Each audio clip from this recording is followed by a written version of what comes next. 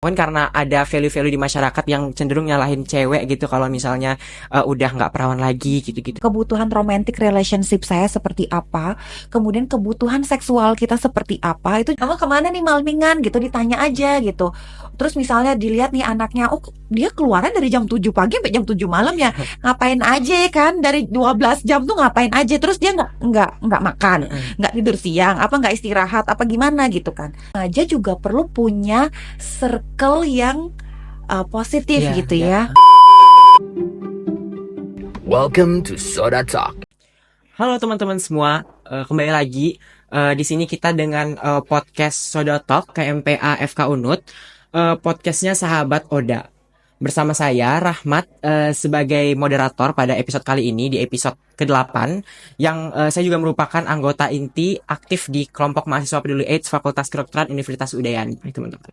Nah, pada episode podcast kali ini kita udah ngundang nih seorang psikolog klinis sekaligus seorang dosen di Fakultas Kedokteran Universitas Udayana di program studi psikologi yang di sini kita akan bahas tentang pentingnya pendidikan seksual pranikah bagi remaja nih teman-teman. Jadi ini kan fokus kita di KMPA itu kan memang untuk remaja. Jadi mungkin bahasan kita kali ini tuh bisa insightful buat teman-teman dan bisa mendatangkan banyak manfaat juga nih buat teman-teman semua.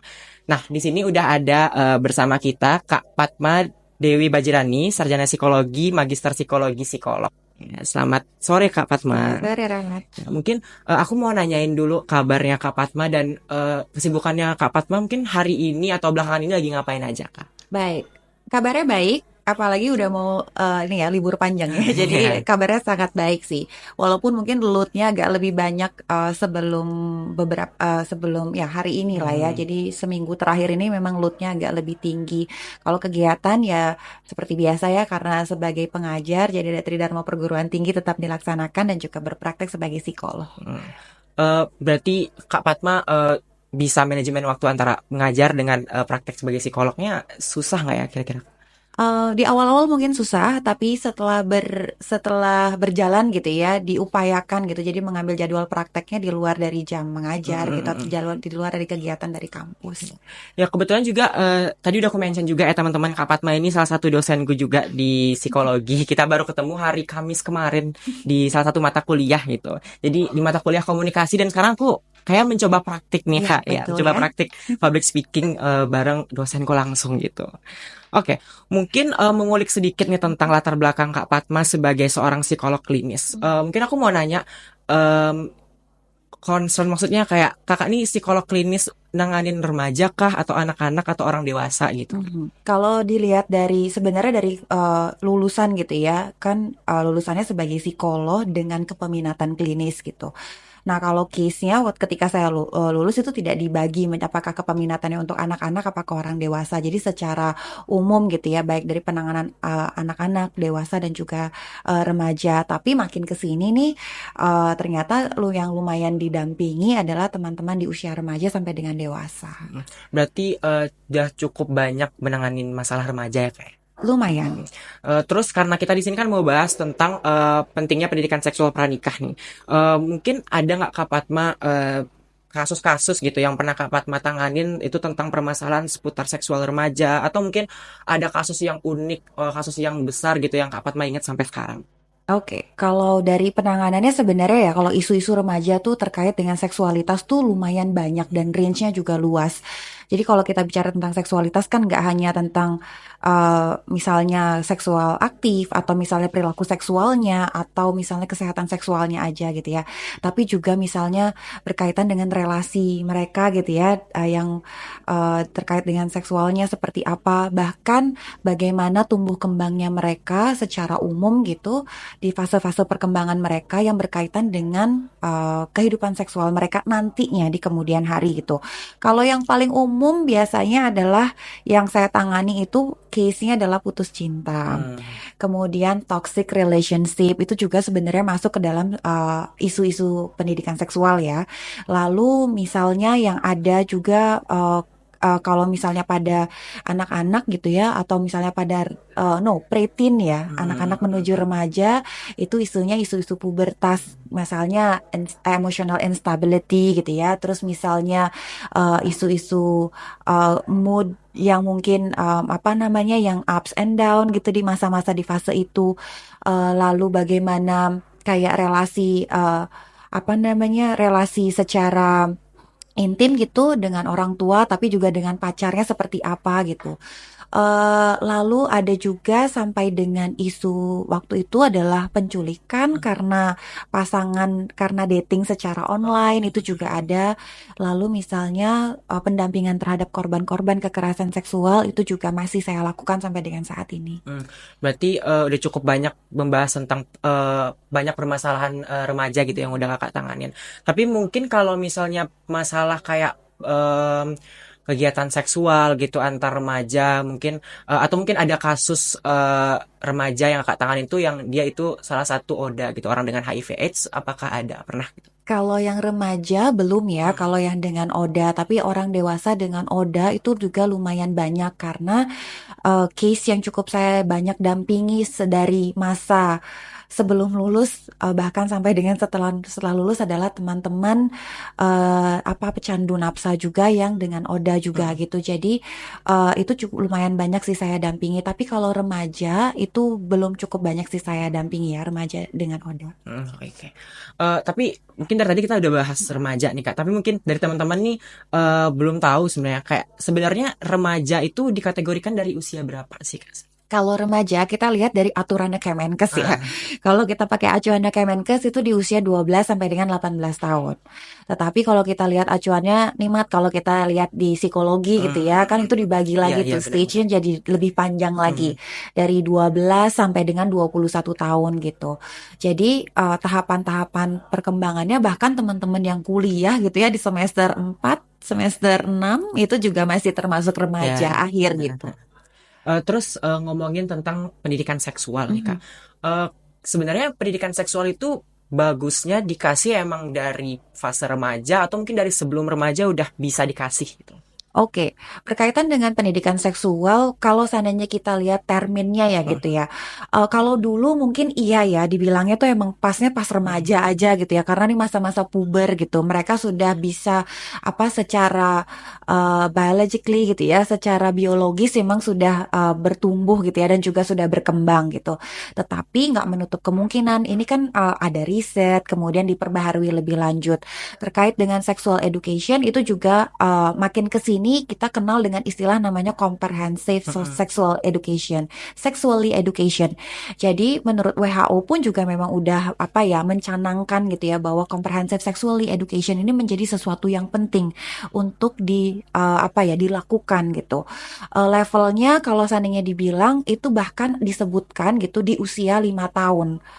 Itu sudah bisa, di mana anak itu sudah mulai mengenal namanya konsep, kemudian pemahaman terkait dengan dirinya, mungkin terkait dengan kemampuan secara kognitifnya juga lebih matang ya, artinya misalnya sudah mulai bisa menghitung, membaca gitu ya, atau misalnya sudah mengenal huruf walaupun mungkin belum bisa membaca dan tulis secara lancar, tapi sudah secara sudah lebih matang dibandingkan dengan usia sebelumnya.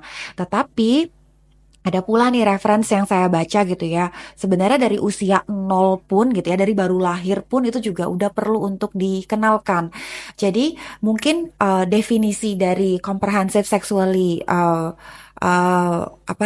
education ini itu juga perlu untuk perlu dipahami lebih lanjut gitu, karena kan tidak hanya tentang pengenalan bahwa mereka melakukan berkaitan dengan perilaku seksualnya saja gitu ya, kemudian atau misalnya struktur anatomi yang gitu-gitu kan nggak hanya sebatas itu, bahkan tentang regulasi emosi dan yang lainnya. Tetapi kalau di usianya mungkin lebih dini gitu ya, mungkin teman-teman juga mungkin ada remaja juga yang punya adik gitu di rumahnya, atau ponakan atau siapanya gitu ya di rumah yang usianya kecil, bahkan pendidikan comprehensive sexuality education ini bisa dilakukan di usia 0. Misalnya contohnya gini, ketika mau gantiin baju untuk adiknya gitu ya, yang masih bayi gitu. Kesannya emang nggak ngerti gitu ya kalau diajak ngomong pakai bahasa, dia nggak respon, kayak kalau respon malah serem ya Iya. gitu ya gitu ya. Jadi kalau seandainya bisa dijelaskan misalnya pas mau ganti baju gitu, pas mau ganti baju itu dibilang, kita membiasakan bilang permisi. Atau misalnya pas mau ganti diapers atau mau ganti popoknya itu bilang permisi, dan biasakan untuk tidak menggantinya di depan umum atau di depan orang lain, sehingga dia punya habit sampai dengan anak-anak, bahkan habit itu kan juga dibawa sampai dengan remaja gitu sih Ahmad. Gitu ya Kak. Berarti dari anak-anak itu udah bisa dimulai ya Kak? Bisa. Oke, mungkin aku sedikit cerita dulu ya Kak. Dulu aku mungkin aku pernah dengar kayak kalau nggak salah itu yang ngomong juga psikolog, kayak penggunaan penggantian bahasa gitu antara mungkin penis diganti jadi burung dan semacamnya gitu. Itu sebenarnya nggak baik untuk pendidikan seksual bagi anak itu. Apakah benar? Dan kalau misalnya benar, apakah ada gitu hal-hal yang sebenarnya masyarakat ini belum tahu tapi emang udah beredar gitu di masyarakat terkait dengan pendidikan seksual bagi anak-anak dulu ini? Ya, karena sebenarnya pendidikan seksual ini kan isu yang cukup tabu ya Iya, untuk iya benar. kita bicarakan, apalagi di budaya kita, di budaya timur. Bukan sesuatu yang lumrah kayaknya ya untuk kayak dipaparkan Iya. gitu ya, atau dijelaskan, apalagi itu dibicarakan di depan umum gitu. Atau misalnya yang pernah saya lihat gitu ya, kalau misalnya jelasin gitu, saya ngisi seminar atau misalnya kayak workshop gitu ya. Kalau itu ditampilin misalnya di LCD itu gurunya juga pada kaget gitu ya. Jadi kayak Iya, iya, mungkin, iya. nah hal-hal yang seperti itu yang perlu untuk dicermati. Kalau seandainya berkaitan dengan hal tersebut gitu ya, istilah-istilah itu mungkin bisa gunakan istilah-istilah yang ilmiahnya seperti apa, sehingga nanti anak-anak menuju remaja jadi nggak ambigu. Ini bener nggak ya yang dimaksud dengan hal ini?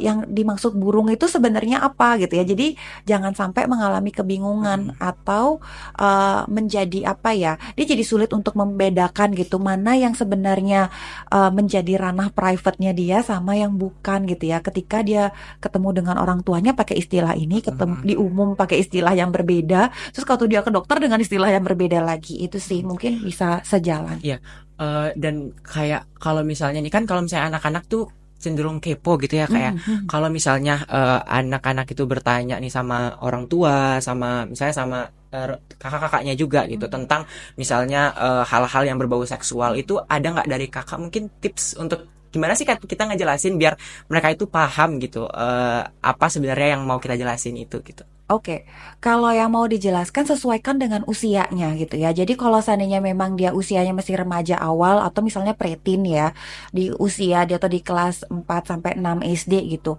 Itu kan sebenarnya usia-usia yang cukup krusial untuk dijelaskan terkait dengan pendidikan seksual ini gitu. Eh, Sesuaikan dengan porsinya. Kalau seandainya ya batasannya sejauh apa gitu ya. Kalau memang untuk remaja ya kenali, oh ya untuk sebatas dia tahu mana bagian yang boleh disentuh dan gak boleh disentuh, misalnya area private-nya dia mana, kemudian area yang perlu dia jaga untuk kesehatan seksualnya dia mana, kemudian misalnya hal-hal atau resiko-resiko yang bisa dia alami di fase-fase usianya tuh bisa gitu ya, tetapi nggak yang sampai jauh gitu, misalnya di usia preteen terus kita bahas tentang menikah gitu ya, atau misalnya kita udah bicara tentang misalnya sexual intercourse gitu ya di usia yang masih kecil gitu, tuh sebenarnya perlu untuk di hold dulu gitu ya. Jadi sesuaikan juga dengan usianya, tapi penggunaan istilahnya bisa dengan istilah-istilah yang umum. Kalaupun memang mau mungkin gate-nya ya Iya, agak iya, membingungkan iya, gitu iya, ya. iya, Jadi Mas. kayak kapan ya harus bisa membahas tentang hal ini gitu ya. Cari suasana yang cukup nyaman gitu ya, dan lihat bagaimana kondisi dari individu ini sudah cukup terbuka belum ya tentang pendidikan seksual ini. Nggak muluk-muluk kok, nggak harus tentang anatominya dulu gitu ya, tetapi bisa ditanyakan apa yang kamu pikirkan tentang ini, tentang misalnya menurut kamu pacaran itu gimana sih gitu. Terus misalnya menurut kamu kalau remaja galau itu wajar nggak sih gitu ya? Atau misalnya kamu pernah nggak sih ngalamin kondisi mood yang jeglak-jeglek gitu? Itu tuh mungkin jadi apa ya, hal yang bisa ditanyakan di awal gitu ya, sehingga ada keterbukaan dulu gitu ya. Mungkin kalau di kita namanya building rapport dulu ya. Iya, Jadi iya, kayak iya. kita ada prolognya dulu gitu di depan gitu, baru kita bisa apa ya, masuk gitu ke topik pembicaraan yang lebih sensitif untuk orangnya. Ya karena aku juga waktu itu pernah ngelihat konten di TikTok ya kalau nggak salah, ada anak yang mungkin ngelihat tidak sengaja gitu ngelihat orang tuanya berhubungan intercourse, berhubungan seksual dan bertanya gitu ke orang tuanya dan orang tuanya itu bingung gitu Kak mau ngejelasinnya itu gimana gitu. Jadi mungkin bisa dijelasin sesuai umurnya gitu Betul, ya. sesuai dengan usianya. Terus kalau untuk remaja nih Kak, kan kalau misalnya dari Kakak kan remaja itu sebenarnya ada stage-stage-nya juga, misalnya remaja awal dan remaja akhir gitu. Nah, mungkin dari remaja awal dan remaja akhir itu ada nggak kayak hal spesifik yang harus kita jelasin tentang tentang seksualitas? Mungkin di remaja awal itu apa, terus di remaja akhir mau transisi ke dewasa awal itu apa gitu. Tentu, itu jadi sangat berbeda gitu ya Mat ya ketika misalnya kita mau menyampaikan atau memberikan pendidikan seksual pada remaja di remaja awal, tengah dan juga akhir.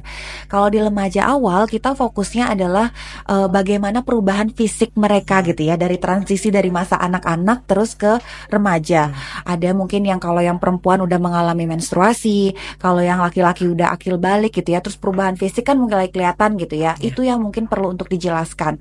Kemudian ada kondisi-kondisi emotional instability gitu ya terkait dengan perubahan hormonal yang mereka alami di fase-fase awal masa-masa remaja. Itu juga penting untuk ditekankan di fase usia awal itu. Tetapi kalau udah masuk ke remaja tengah, mereka kan udah mulai adapt ya, mulai beradaptasi dengan oh ya saya tiap bulan mengalami namanya menstruasi. Benar-benar. Oh ya saya malam ada yang namanya mimpi basah gitu Iya. ya kalau seandainya teman-teman yang laki-laki. Terus kalau kok udah mulai tertarik ya lawan jenis. Nah, itu mulai kita sisipkan bagaimana dia bisa menjalani romantic relationship yang lebih sehat gitu ya. Itu juga perlu untuk dijelaskan di usia itu. Nah, kadang-kadang di fase itu tuh kan juga conflicting tuh antara orang tua misalnya. Apalagi ada gap generasi ya. Iya, iya. Zaman dulu bapak sama ibu nggak pernah pacaran di umur segini terus tapi karena kita di fase apalagi Gen Z sekarang ya, sosial media, Iya. teknologi itu juga jadi mempengaruhi mungkin lebih cepat gitu ya. Kayak kan referensi ganteng cantiknya jadi Iya, lebih iya, banyak ya kalau iya, sekarang ya sosial gitu media ya. ya. Karena sosial media. Nah, itu juga bagaimana dia bisa menjaga relasinya dengan orang tuanya dan sekelilingnya, lalu bisa menjaga dirinya dia sendiri dan bertanggung jawab atas pilihannya dia. Lalu di remaja akhir tentunya pasti juga akan berbeda, Mat. Ketika kita lihat ya BKKBN aja punya range usia kan ya boleh menikah tuh seingat saya berapa ya? Kalau yang perempuan 21 ke 24 gitu, itu yang sudah mulai kita persiapkan bahwa udah mau masuk ke fase dewasa nih gitu ya. Kamu nggak akan hanya ketemu dengan teman-teman di perkuliahan atau teman-teman di sekolah aja, tapi juga udah dengan lingkup kerja. Di mana lingkup kerja ini kan range ketemunya nggak sama seusia Iya, lagi iya, nih, nggak sama teman-teman sebaya lagi gitu ya. Protect dirinya mereka sendiri itu menjadi sesuatu yang penting. Pilihan misalnya, oh aku mau nikah nih gitu ya di umur segini, ya nggak apa-apa. Tetapi kita juga perlu untuk jelaskan resikonya apa, pertimbangannya apa, the consequences-nya gitu ya. Itu juga perlu untuk dijelaskan hingga akhirnya dia juga tidak hanya sehat secara seksual, tetapi juga sehat secara fisik dan mental secara keseluruhan gitu sih, Mat. Kalau misalnya, berarti kan tadi untuk remaja akhir kita udah bisa nyinggung dikit soal kehidupan berkeluarga gitu ya Kak. Berarti kayak apa sih sebenarnya yang bisa kita jelaskan kayak nanti berkeluarga itu bakalan kayak gini ke remaja akhir itu apa aja yang gitu Kak? Apa aja gitu Iya. ya. Ini Rahmat nanya udah mau mempersiapkan apa gimana? Mungkin teman-teman ada yang mau abis kuliah ini mau langsung nikah Oh gitu iya iya bisa jadi ya Iya. gitu ya. Baiklah. Banyak ya. Tapi sebenarnya ketika saya menjadi mentor sekolah ayah dan ibu gitu ya, persiapannya tuh nggak uceluk-uceluk baru sebelum nikah gitu ya. Walaupun saya dulu ikut sekolah pranikah gitu ya sebelum saya nikah. Persiapannya itu lebih kepada mengenal diri sendiri dulu bahkan. Jadi nggak yang kayak mengenal siapa pasanganmu tuh enggak. Itu kayak lecture kesekiannya gitu ya. Tapi kalau penjelasan yang pentingnya adalah mengenal diri kita dulu. Saya ini siapa, kebutuhan saya ini apa, kebutuhan romantic relationship saya seperti apa, kemudian kebutuhan seksual kita seperti apa, itu juga perlu untuk dikenali. Lalu misalnya isu-isu apa yang saya miliki, kemudian misalnya isu-isu kesehatan apa yang saya miliki gitu ya. Apakah saya punya misalnya kondisi fisik atau sakit tertentu gitu ya yang mungkin akan berdampak pada kondisi pernikahan saya gitu ya di kemudian hari dan nanti akan berkaitan dengan keturunan dan yang lainnya. Lalu baru berikutnya ke pasangan gitu ya. Nanti kan dijelaskan, oh kita nih dipertemukan dengan konteks yang apa ya? Maksudnya kita di hidup gitu ya, hidup dengan dua budaya yang berbeda Iya, sebelumnya gitu ya. Walaupun misalnya saya nikah sama-sama Bali iya. gitu ya, ya kan beda kabupaten Ya, itu juga udah beda. Nah, itu juga dijelaskan. Lalu bagaimana bisa menjalani kehidupan seksual yang sehat nantinya setelah menikah? Karena nggak menutup kemungkinan kehidupan seksual itu menjadi sesuatu yang penting gitu ya dalam pernikahan gitu, selain isu finansial, mental dan juga fisik dan juga sosialnya. Oke. Kalau menurut kakak nih, yang paling tepat gitu, kan kalau remaja itu kan lebih dekat biasanya sama teman-temannya ya kayak.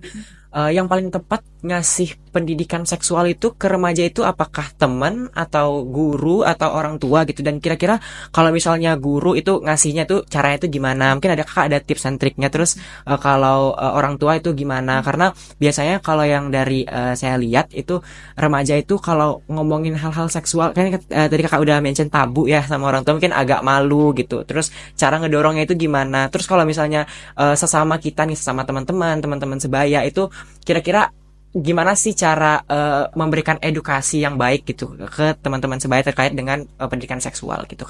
Oke, kalau seandainya kita bicara tentang siapa gitu ya, kalau kita lihat konteksnya dari comprehensive sexuality education, itu semua lini sebenarnya punya perannya masing-masing gitu ya. Tetapi kalau seandainya masih di fase anak-anak dan juga remaja, orang tua tuh punya role yang penting sekali. Terlepas dari mungkin teman-teman remaja tuh lebih suka curhatnya sama Ya, teman ya, sebaya ya gitu ya, atau curhatnya di sosmed gitu. Twitter sih biasanya. Ya, nah orang tua jadi punya peran yang penting gitu ya di fase di tahapan perkembangan ini. Misalnya, walaupun mungkin menjadi sesuatu yang asing atau sesuatu yang tabu untuk orang tua atau anak menanyakan kepada orang tua gitu ya. Penting juga orang tua untuk memantau bagaimana perilaku anak ini sehari-hari, kemudian romantic relationship-nya dia seperti apa, kemudian juga perlu dipantau aktivitas seksualnya seperti apa gitu ya. Walaupun mungkin kelihatannya anaknya baik-baik aja gitu, atau kelihatannya malah anaknya kayak dalam tanda kutip kayak anak nakal gitu ya. Nakal tuh artinya bukan nakal yang negatif gitu ya maksud saya, tapi misalnya anaknya tuh aktif gitu, terus anaknya itu yang cerewet talkative Oh gitu iya, iya, ya, atau iya. misalnya yang bandel lah, susah untuk dikasih tahu gitu. Belum tentu itu juga menggambarkan kondisi perilaku seksualnya seperti apa, sehingga orang tua juga perlu punya rule, punya aturan, dan punya value yang ditanamkan kepada anak di rumah masing-masing. Value-nya mau seperti apa nih gitu ya, terkait misalnya terkait dengan perilaku seksualnya gitu. Perilaku seksual apa yang misalnya diizinkan atau memang sama sekali tidak boleh gitu ya, atau mungkin ya value-nya disesuaikan dengan value keluarga, value agama ya dan yang lainnya. Sehingga orang tua bisa pantau nih, ya kayak tadi, kalaupun nanya nggak usah ditanyanya gini, kamu seksual aktif nggak gitu ya, nggak nanyanya nggak gitu Iya, iya, juga iya. ya. Tapi kan misalnya ya ditanya sambil mengamati, mengobservasi, kan anak itu masih jadi tanggung jawab orang tua ya ketika dia di fase remaja ya. Nah ketika kita lihat, oh kok jarang ya dia mainnya tuh di rumah gitu. Dia bilang dia punya pacar tapi nggak pernah main ke rumah gitu misalnya. Terus dia pacaran di mana gitu, boleh ditanya gitu. Kamu hari ini malmingan nggak gitu? Kebetulan hari Sabtu ya, jadi Oh iya, malmingan iya, ya. iya, benar-benar. Kamu kemana nih malmingan gitu, ditanya aja gitu. Terus misalnya dilihat nih anaknya, oh dia keluarnya dari jam 7 pagi sampai jam 7 malam ya, ngapain aja kan, dari 12 jam tuh ngapain aja. Terus dia nggak makan, nggak tidur siang, apa nggak istirahat, apa gimana gitu kan. Nah itu juga perlu untuk dikenali gitu ya, jadi sambil ngobrol. Nah lalu kalau tanamkan juga value-value itu menjadi sesuatu yang penting. Dan yang paling penting juga, tanamkan atau kenalkan dengan konsekuensi atas perilaku. Bahwa anak remaja itu kan sebenarnya bukan berarti dia nggak boleh mengambil satu keputusan ya, bukan yang harus dikukup dikengkeng gitu ya, nggak boleh pacaran, nggak boleh kemana-mana, di rumah aja gitu kan, nggak juga. Ajarkan bahwa misalnya kalau seandainya anak saya keluar dari jam 7 malam dari jam 7 pagi sampai jam 7 malam gitu, apa konsekuensinya? Kalau seandainya mungkin dia sudah sexually secara biological dia memang sudah aktif gitu ya, sudah siap untuk reproduksi gitu kan ya, kalau apalagi udah remaja, apa konsekuensinya? Kenalkan tentang tanggung jawabnya dia. Itu untuk orang tua. Di sekolah juga perlu punya nilai yang sama sehingga linear gitu ya antara apa yang disampaikan orang tua dengan yang di sekolah. Teman-temannya juga mungkin pesan juga buat teman-teman ya. Artinya remaja juga perlu punya circle yang positif Iya, gitu iya. ya. Artinya circle kalian walaupun bilang tuh bestie lah ya Iya, atau circle iya, gitu. circle. Perlu juga kalian kenal gitu ya siapa sih circle-circle ini. Perlu juga kenali value dari masing-masing orang yang ada di circle kalian gitu ya. Jangan sampai karena kalian masih di fase remaja terus kalian jadi bingung sama diri kalian sendiri ketika lihat misalnya teman-teman aku boleh pacaran misalnya staycation berhari-hari dia di padahal masih kelas 1 SMP gitu misalnya ya, kok aku nggak dikasih ya sama orang tuaku gitu. Terus eh terus aku nih gimana, yang salah nih siapa, jadi dia bingung dengan value-nya dia sendiri gitu ya. Jadi teman-teman bisa cari teman-teman yang punya value yang sama dengan diri masing-masing gitu. Lalu ya ketika kalian di rumah memang sudah dibekali dengan value, dikenali dengan konsekuensi dari perilaku kalian gitu ya, rasanya kalian juga akan lebih bisa menjaga diri kalian sih sebenarnya. Berarti semuanya itu sebenarnya pegang andil yang penting gitu ya, Kak Semua ya. punya peranan. Berarti kalau gitu orang tua dan guru sebenarnya yang kita juga harus edukasi gitu terkait gimana caranya memberikan edukasi kepada remaja tentang aktivitas seksual gitu. Mungkin yang jadi tantangan tuh karena ada gap generasi gitu ya Kak, dan perbedaan value juga antara remaja dengan orang tua tuh mungkin jujur saya aja mungkin pandangan saya tentang berhubungan seksual pada remaja itu mungkin berbeda, sangat berbeda dengan orang tua saya gitu.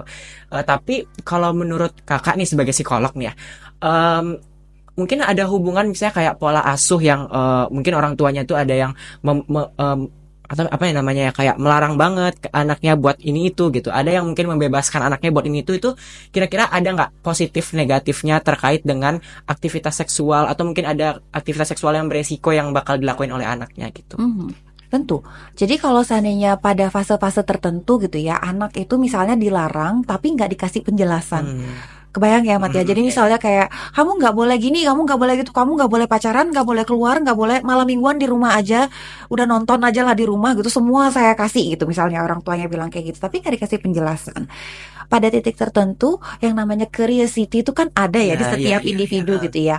Nah jangan sampai yang di masa-masa dia curiosity terus ada celah dan yang ngajarin itu misalnya orang asing gitu ya dalam tanda kutip, atau orang yang tidak dia kenal, bukan orang terdekatnya gitu ya, sehingga biasanya jadi memunculkan perilaku seksual yang bermasalah gitu, atau misalnya bermasalah atau tidak sehat gitu sih biasanya. Nah lalu kalau seandainya malah terlalu permisif gitu, permisif ya artinya apa-apa dikasih gitu ya, ya udahlah nak, karena anak semata wayang misalnya gitu ya, atau misalnya anak kesayangan banget gitu, nggak apa-apa kamu ini aja, kamu pacaran aja, iya nih sampai difasilitasi ya gitu misalnya ya, ini mobil tak kasih, rumah tak kasih, atau misalnya handphone tak kasih gitu ya, ini uang nih pakai malam mingguan yang sebanyak ini gitu ya. Itu juga sebenarnya ada resikonya gitu ya. Artinya anak nggak tahu boundaries. Jadi anak-anak atau anak-anak dalam artian di remaja ya, jadi kurang tahu batasan sejauh mana saya boleh melakukan hal ini dan sejauh mana yang kayaknya nih nanti deh gitu ya, mungkin setelah saya menikah atau di usia saya yang lebih dewasa lagi.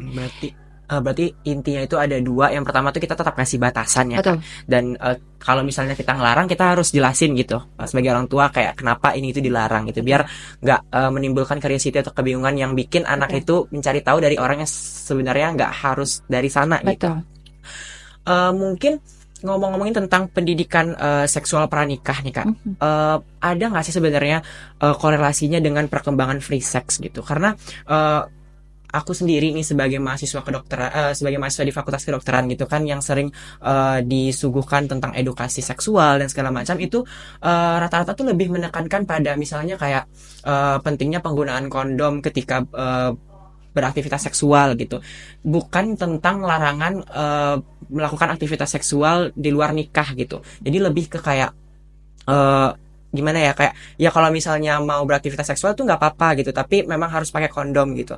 Dan mungkin di luar negeri juga banyak sebenarnya yang menerapkan hal-hal yang seperti itu, dan malah negara-negara yang kayak punya pemikiran yang seperti itu, yang nggak apa-apa mau free sex atau eh, berkegiatan seksual di luar nikah asalkan memang aman, pakai kondom atau memang terbebas dari HIV/AIDS gitu. Itu kalau menurut Kak Fatma itu gimana gitu?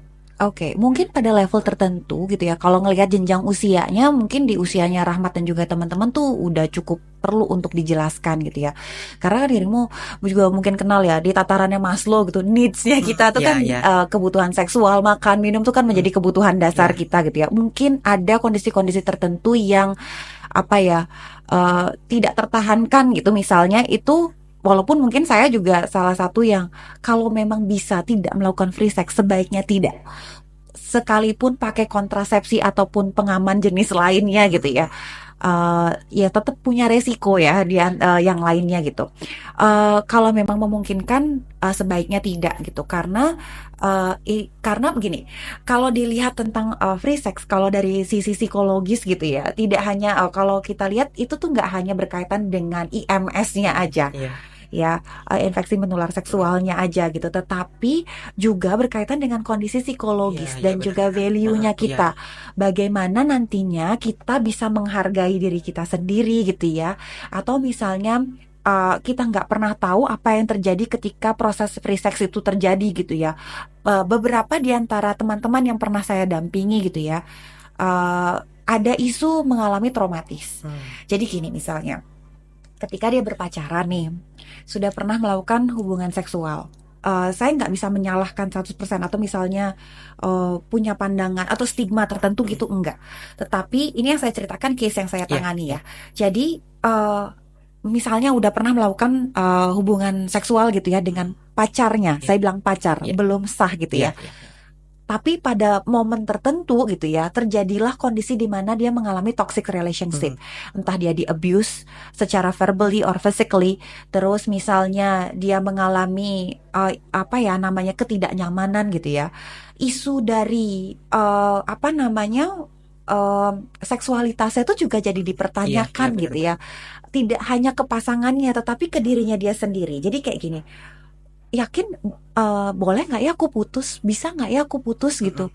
Atau sebenarnya kalau seandainya aku putus dengan kondisi aku sudah sering melakukan hubungan seksual dengan pasanganku, I'm worth enough gitu ya buat orang lain gitu nanti di luar sana gitu. Itu tuh jadi isu psikologis ya. Terus ada juga misalnya pengalaman yang pernah saya dampingi adalah terkait dengan isu-isu melakukan sadism Iya, iya. ya, BDSM gitu ya, Iya. dengan isu-isu teman-teman yang punya isu-isu psikologis terkait dengan Iya. seksualitasnya gitu ya. Jadi ada yang sadism, jadi kayak misalnya harus dipukul, ya disakiti terlebih dahulu, itu juga memicu isu psikologis sebenarnya. Dan yang teman-teman pertimbangkan ya tidak hanya isu free sex-nya, bahwa oh ya saya melakukan hubungan seksual dengan pasangan saya, dengan pacar saya, atau misalnya ya pasangan saya pada saat itu, tetapi coba dikenali lagi pasangan saya ini siapa sih gitu ya, konsekuensinya apa sih gitu ya, bahwa konsekuensinya itu nggak hanya tentang fisik tapi juga mental kalian gitu. Iya, ya juga aku kemarin baru dapat materi tentang gangguan perilaku seksual gitu. Salah satunya mungkin ada parafilia dan Iya. ada kayak gangguan-gangguan seksual, kayak berarti kalau misalnya nih ada orang yang berpacaran gitu Kak, terus berhubungan seksual dan abis itu kena toxic relationship dan putus gitu. Mungkin dari mungkin karena ada value-value di masyarakat yang cenderung nyalahin cewek gitu kalau misalnya udah nggak perawan lagi gitu-gitu ya Kak. Apakah nanti mungkin bisa terjadi dari kejadian traumatis yang dialami itu, mungkin bisa terjadi gangguan-gangguan seksual misalnya kayak vaginismus dan segala macamnya, mungkin bisa. Bisa memungkinkan sekali sih. Iya, ada beberapa di antara yang pernah saya dampingi juga sih dengan isu itu gitu ya. Jadi ya dipertimbangkan lagi. Nah, lalu tadi terkait dengan ini ya, bahwa pendidikan seksual ini bukan berarti gitu ya, oh ya kamu bisa melakukan hubungan seksual yang lebih aman dibandingkan dengan kamu nggak dapat pendidikan seksual, nggak gitu konteksnya gitu ya. Tetapi juga apa ya namanya, kalau hasil riset saya memang bilang angka free sex sebenarnya menurun gitu ya. Kalau udah mendapatkan pendidikan seksual lebih dini saya highlight ya, Iya, iya. lebih dini. Jadi ketika dia dari kecil memang sudah dipapar dengan pendidikan seksual ini, jadi angka free sex-nya malah menurun dan kejadian kehamilan di luar nikah itu juga menurun sebenarnya dengan adanya pendidikan seksual ini gitu. Jadi kalau seandainya jadi miskonsepsi gitu ya terkait dengan atau mispersepsi terkait dengan pendidikan seksual ini, ya itu yang perlu berhati-hati sih teman-teman. Iya. Terus karena aku juga mungkin aku mau nyinggung sedikit tentang orang dengan HIV AIDS gitu ya Kak. Ada nggak sih sebenarnya keterkaitan antara pendidikan seksual pranikah mungkin pada remaja ini dengan awareness mereka terhadap penyebaran HIV AIDS gitu. Terus kalau misalnya ada itu gimana gitu. Terus ada nggak misalnya pendidikan-pendidikan seksual yang bisa diberikan khusus kepada orang dengan HIV AIDS gitu kan? Oke. Mungkin yang pertama dulu ya, kaitannya pranikah untuk kesadaran gitu ya terhadap HIV AIDS. Kalau kita lihat, kalau waktu masih praktek di Jogja gitu ya, calon pengantin itu wajib untuk memeriksakan diri apakah dirinya sebelum menikah itu perlu untuk cek lab gitu ya, karena ada sekolah pranikahnya. Iya, iya. Jadi apakah dia dengan HIV atau tidak, dengan hepatitis atau tidak, dan yang lainnya gitu. Satu lagi sipilis seingat saya. Kalau yang pernah saya alami di Bali itu waktu saya malah pas hamil ya, hamil di 5 bulan itu baru diperiksa. Padahal sebenarnya kalau di pranikah tuh bagus banget ya. Jadi bukan berarti memunculkan stigma, enggak.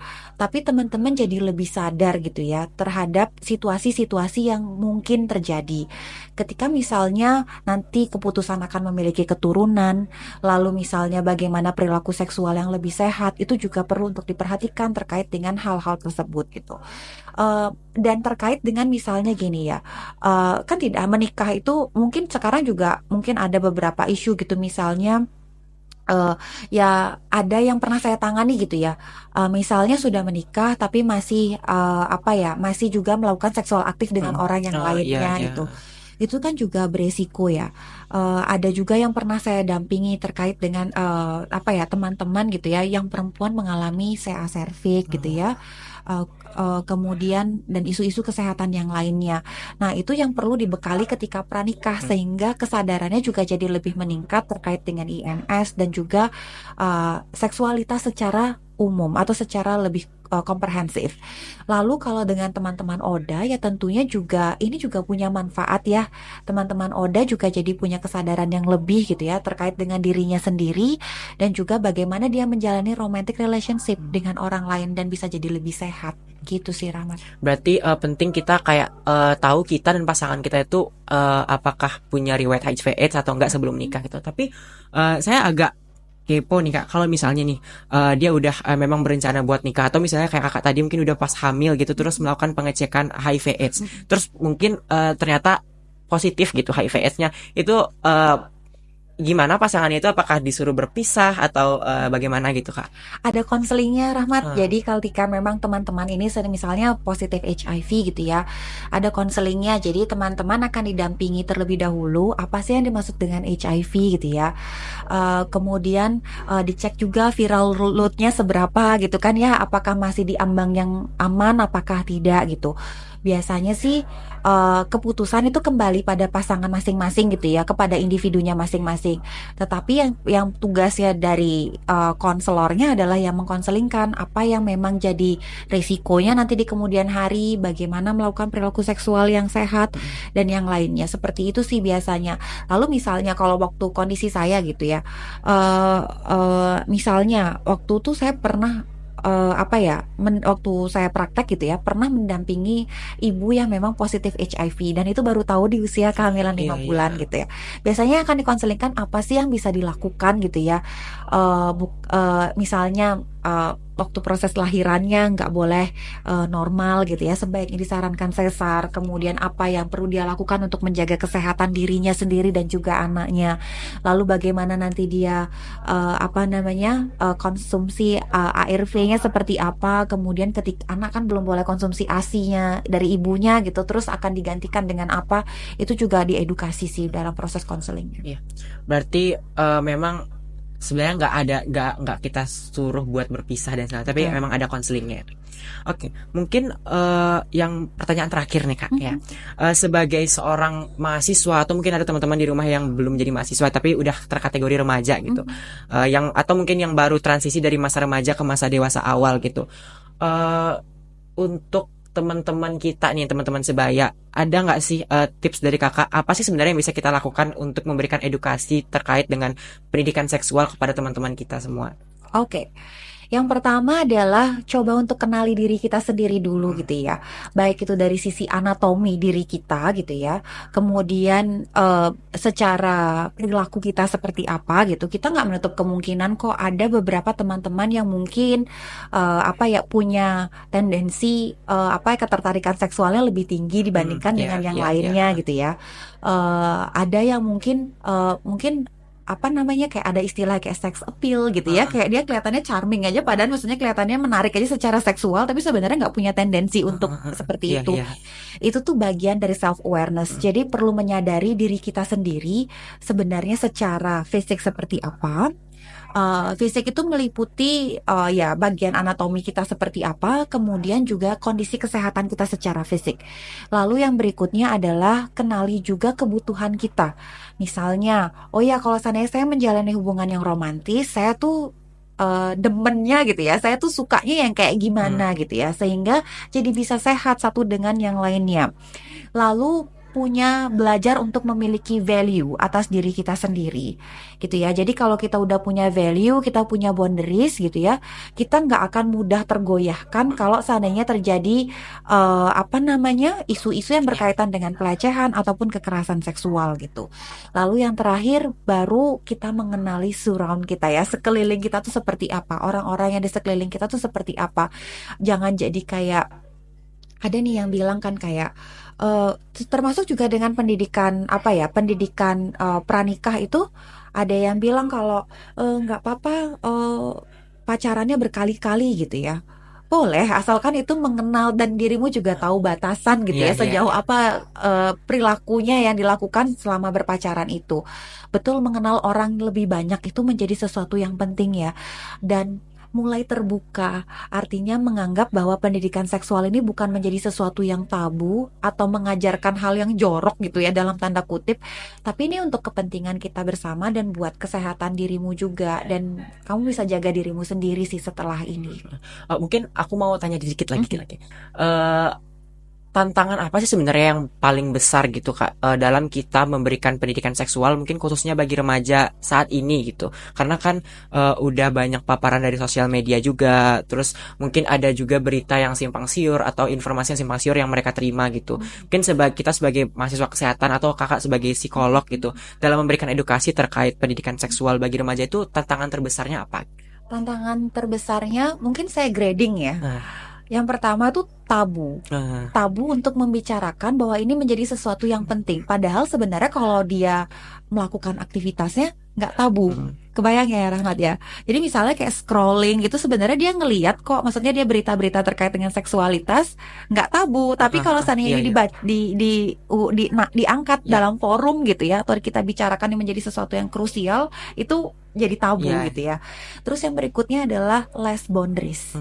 Jadi karena mungkin value-nya ini ya perlu untuk lebih firm lagi bahwa walaupun banyak ada berita bahwa ini aman aja kok, ini sehat-sehat aja kok, apalagi tips and trick yang misalnya scientific base-nya tuh Kurang. minim ya. Eh, nggak apa-apa nanti pakai ini aja gitu, misalnya nanti kalau setelah berhubungan nanti makan nanas saja aman gitu ya, atau minum soda aja biar aman gitu, kan lumayan banyak ya. Iya. Dan itu kayaknya masih dipercaya deh sampai dengan saat ini gitu ya. Hal-hal yang kayak gitu yang perlu kita kenali, sebenarnya value apa sih yang dimiliki sama anak-anak teman-teman remaja kita ini gitu ya, sehingga mereka jadi walaupun banyak gemparan informasi yang datang gitu, mereka tetap firm gitu loh. Oh ya, aku nih kayak gini, batasanku kayak gini, dan I know the consequence dari setiap perilakuku. Oke, berarti tantangannya itu ya tabu dan less boundaries gitu ya Kak Fatma ya. Mungkin aku mau minta Kak Fatma ngasih mungkin sepatah dua patah kata gitu kepada mungkin teman-teman penonton gitu yang masih remaja gitu, terkait dengan aktivitas seksual atau bagaimana caranya menghindari aktivitas seksual yang beresiko, atau bagaimana caranya menjaga diri gitu dari mungkin resiko-resiko IMS dan segala macamnya gitu. Oke, yang apa ya yang bisa disampaikan ya kenali dirimu untuk bisa melindungi dirimu. Itu sih. Jadi kalau kita nggak kenal sama diri kita sendiri ya how come kita mau melindungi diri kita Ya, sendiri? berarti intinya kenali diri kita dulu, terus baru kenalin orang-orang di sekitar kita Betul. gitu. Oke Kak Fatma, mungkin karena waktunya udah cukup habis gitu. Saya mau ucapin terima kasih gitu. Thank you, thank Ya, you. terima kasih untuk berpartisipasi menjadi narasumber pada podcast episode 8 kali ini. Kita bahas tentang pendidikan seksual pranikah pada remaja gitu. Nah, mungkin aku mau Kak Fatma habis ini mau ada kesibukan yang lain? Ada? Oke. Kenapa, Mat? Oh, enggak. Kalau misalnya ada kesibukan yang lain, mungkin kita udahin sampai di sini aja ya, Kak Oke. Fatma. Sekali lagi aku ngucapin terima kasih. Semoga bisa memberikan insight baru, insight yang bermanfaat gitu kepada Yes. teman-teman di rumah, kepada remaja-remaja khususnya gitu ya. Oke. Oke, terima kasih Kak Fatma. Terima kasih, Ya. Rahmat. Terima kasih teman-teman semuanya. Sampai ketemu lagi.